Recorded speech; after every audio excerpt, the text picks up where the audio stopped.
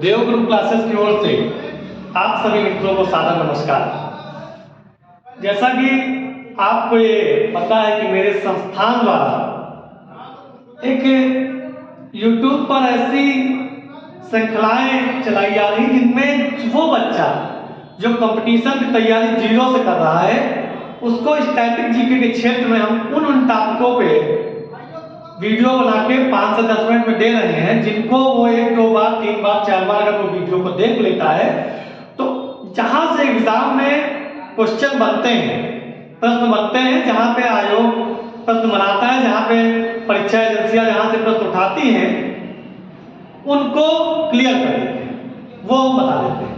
तो उसी क्षेत्र में आगे बढ़ते हुए आज मेरे द्वारा जो टॉपिक उठाया गया वो संविधान सभा या संविधान सभा का गठन, क्योंकि सेशन हम छोटा ही देते हैं, 5 से 10 मिनट में सेशन को खत्म कर लेते हैं, तो ये सेशन भी छोटा रहेगा और देखने में छोटा लगे, गाँव करे गंभीर जैसी बातों पे निर्भर करता है कि एक टॉपिक महत्वपूर्ण टॉपिक है। संविधान सभा से प्रश्न पूछा जाता है, कक्षा 12 में भी एक चैप्टर है, तो ध्यान से देखिएगा। संविधान सभा, भारतीय संविधान सभा का जो गठन है वो 9 दिसंबर 1946 को पहली बैठक होती है।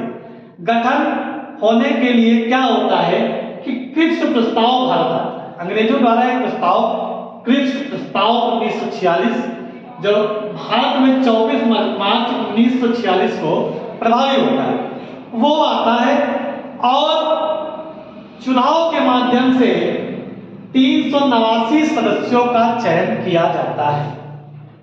तो पूछा जाता है कि संविधान सभा में कुल कितने सदस्य थे, तो संविधान सभा में कुल 389 सदस्य थे।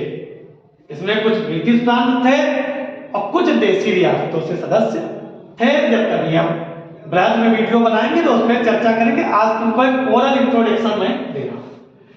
संविधान क्या होता है? संविधान किसी भी देश की वह पुस्तक जिसके आधार पर देश के विभिन्न क्रियाकलाप, वहां की प्रशासनिक व्यवस्थाएं, सामाजिक व्यवस्थाएं, राजनैतिक व्यवस्थाएं, लोकतांत्रिक व्यवस्थाएं आदि का संचालन जिन नियमों के आधार पर किया जाता है, वो नियम जिस पुस्तक में लिपिबद्ध होते हैं वो संविधान कहलाता है। संविधान 2 प्रकार के होते हैं, ये भी जरूरी नहीं कि पुस्तक में हो। एक मौखिक संविधान होता है, एक होता है लिखित संविधान। पहले की न्याय प्रणालियां मौखिक संविधान पे ही चलती थी, तो भारतीय संविधान जो है वो लिखित संविधान है और इसको लिखने में हमारे महापुरुषों ने बहुत योगदान किया है। तो संविधान सभा की जो गठन होने के पश्चात पहली बैठक जो होती है वो होती है 9 दिसंबर 1946 को। 9 दिसंबर 1946 को संविधान सभा की पहली बैठक होती है और इस बैठक में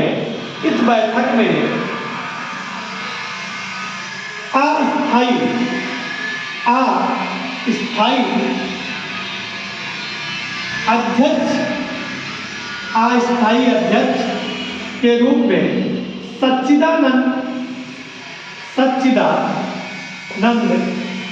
सिन्हा जी को चुना जाता है। सच्चिदानंद सिन्हा जी को चुना जाता है।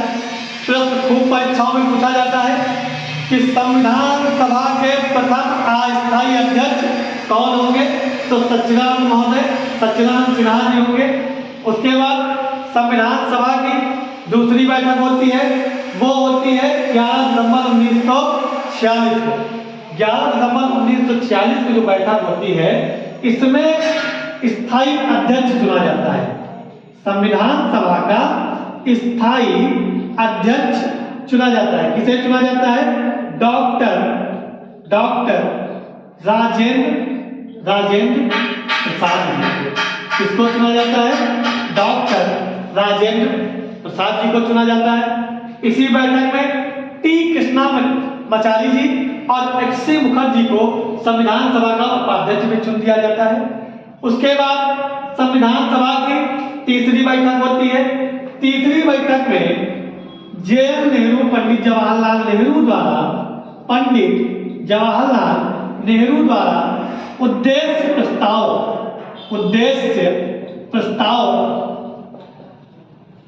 जे.एन. नेहरू द्वारा उद्देश्य प्रस्ताव प्रस्तुत किए जाते हैं।